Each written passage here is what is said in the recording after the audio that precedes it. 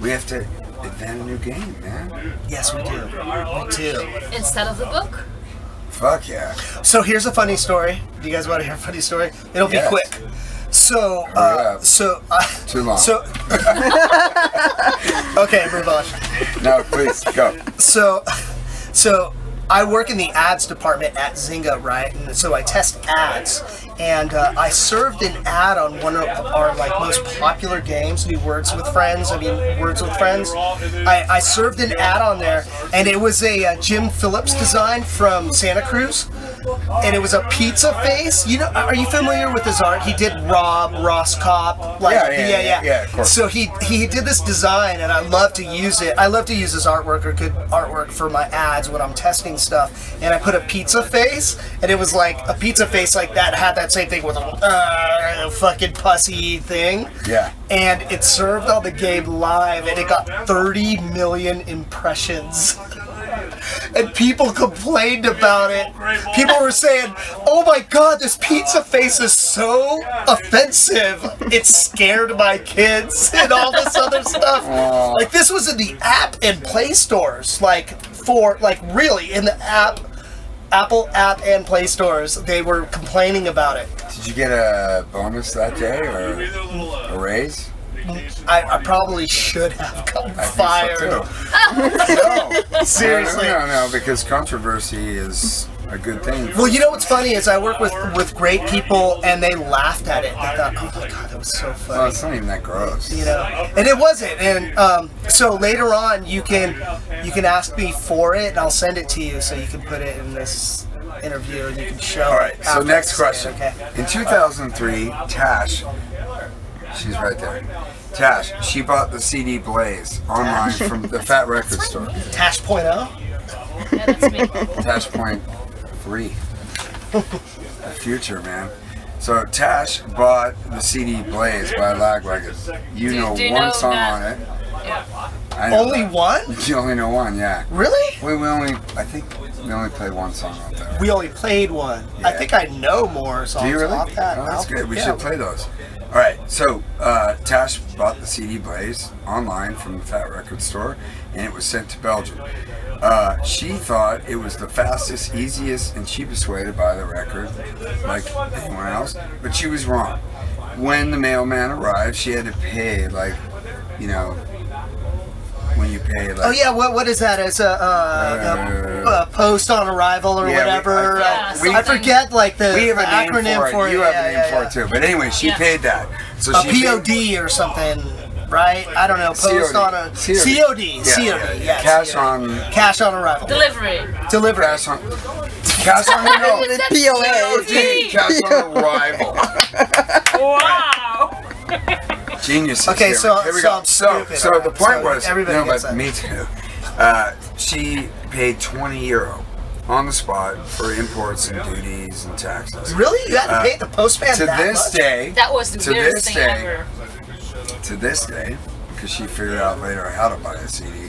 To this day, it's the most expensive CD in her collection, but it was worth every cent, which is really sweet. That she wrote That is sweet. I'm not sure if she But wrote what's that the or if I question? wrote that. There's no question. Okay, but Hey! it says, what's most expensive?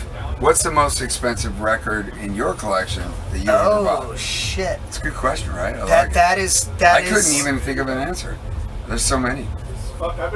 They're all vinyl though. Right. So, when I was younger, I bought a lot of vinyl. Yeah. So it makes me think that I should mention the most expensive piece in my collection more so than the That's exactly what I did.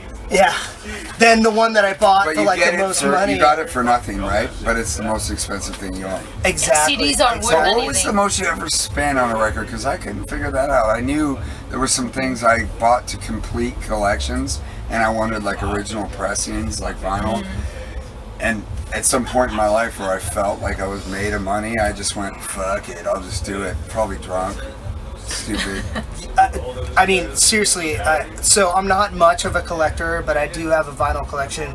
And I'm not the type of guy that goes out and finds original pressings and signed by the band and everything else like that.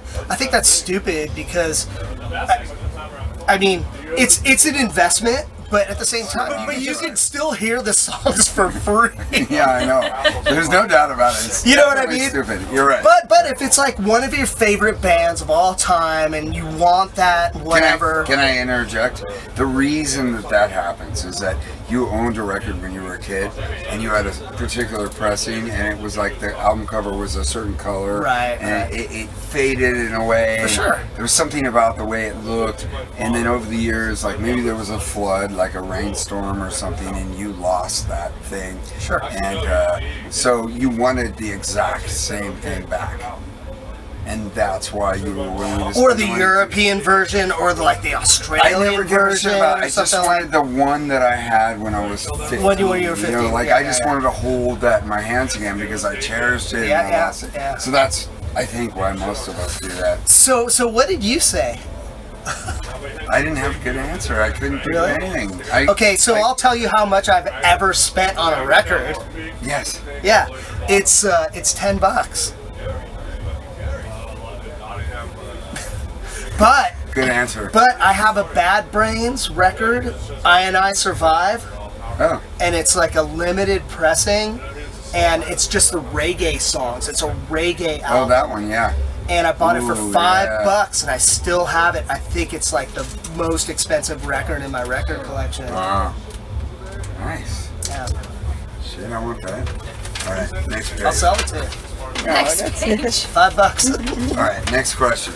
Oh, there's another page? How are you doing? That's a question. Actually, you should have asked that when you saw me. Next question. How are you doing? I think I already told her that when I saw her. Yeah, but if How am I doing now? But I like the idea of you just edit that. Like all of a sudden I go, all right, so dude, next question, man. How are you doing? Not good. All right, no. Do you have time? Plug that thing in. Jesus fuck. This is a good one, actually. Alright. All right. What does your family, your parents, think of your music? And how important is that to you? I like that question. You're not going to drink that. No, I was gonna drink it, but I was contemplating. Alright. Good? That was perfect. Thanks, man. Yeah. We should do that on stage. I'm good at it. Alright. So, Your parents. fuck. So I have a good story about this, actually. I love this. So my parents are not supportive, but very supportive at the same time. So it's very interesting because I the first European tour that I did was when I was 17 with Rich Kids on LST, and it was in Europe, but I wasn't of legal age. So I had to have a legal Barry? guardian. Barry, right? Yeah, so I had to have a legal guardian Jesse. sign for me. Mine was Jesse. Really? Well, I was his He's- legal guardian. Oh, you were his legal Yeah, guardian. he was yeah. 15. When you guys first did your tour? Yeah. Oh my God. And his parents were hippies, and they were like, yeah. My They were like, parents. he can go to school anytime. Take him, you know. That's rad. Cool That's as shit. that's rad. Your parents did that too. That's rad.